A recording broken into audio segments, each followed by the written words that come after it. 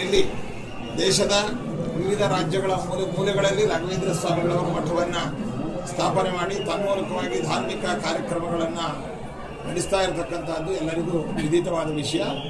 ಪ್ರಕೃತ global reach program ಅನ್ನುವಂತಹ ಒಂದು ಕಾನ್ಸೆಪ್ಟಿನಿಂದ ವಿಶ್ವದ ಎಲ್ಲೆಡೆಯಲ್ಲಿಯೂ ಕೂಡ ರಾಘವೇಂದ್ರ ಸ್ವಾಮಿಗಳವರ ಪ್ರಾರ್ಥನಾ ಮಂದಿರ, ಮಠಗಳು, ಅದೇ ರೀತಿಯಾಗಿ ಅಲ್ಲಿ ಧ್ಯಾನ ಕೇಂದ್ರ ಮೊದಲಾದವುಗಳನ್ನು ಸ್ಥಾಪನೆ ಮಾಡಬೇಕು ಅನ್ನುವಂತಹ ಒಂದು ಕಾನ್ಸೆಪ್ಟಿನ ಹಿನ್ನೆಲೆಯಲ್ಲಿ ಈಗ ದುಬೈಯಲ್ಲಿ ಮಂತ್ರಾಲಯ ರಾಘವೇಂದ್ರ ಸ್ವಾಮಿಗಳವರ ಶಾಖಾ ಮಠವನ್ನು ಸ್ಥಾಪನೆ ಮಾಡಬೇಕು ಅಂತ ಅಲ್ಲಿಯ ಭಕ್ತರೆಲ್ಲರೂ ಕೂಡ ತುಂಬ ಉತ್ಸಾಹ ಮತ್ತು ಭಕ್ತಿಯಿಂದ ಆ ವಿಷಯವನ್ನು ನಮ್ಮ ಮುಂದೆ ಇಟ್ಟಿದ್ದಾರೆ.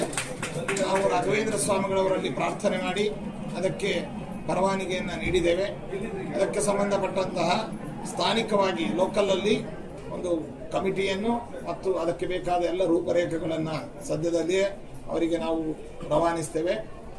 ಈ ವಿಚಾರವಾದಾಗಿ ನಮ್ಮ ಚಿರಂಜೀವಿಯಾದಂತಹ ಪುನಾ ನಿವಾಸಿಯಾದಂತಹ ವಿದ್ವಾನ್ ದತ್ತಾಜಿ ಸಮಗ್ರ ಋಗ್ವೇದವನ್ನು ಮಂತ್ರಾಲಯ ಪಾಠಶಾಲೆಯಲ್ಲಿ ಅಧ್ಯಯನ ಮಾಡಿರ್ತಕ್ಕಂತಹ ದತ್ತಾಜಿಯನ್ನು ನಮ್ಮ ರೆಪ್ರೆಸೆಂಟೇಟಿವ್ ಆಗಿ ನಾವು ಅವರನ್ನು ಡೆಪ್ಯೂಟ್ ಮಾಡಿದ್ದೇವೆ. ಅವರು ಕಾಲದಲ್ಲಿ ಎಲ್ಲರಿಗೂ ಮಾರ್ಗದರ್ಶನವನ್ನು ಮಾಡ್ತಾರೆ.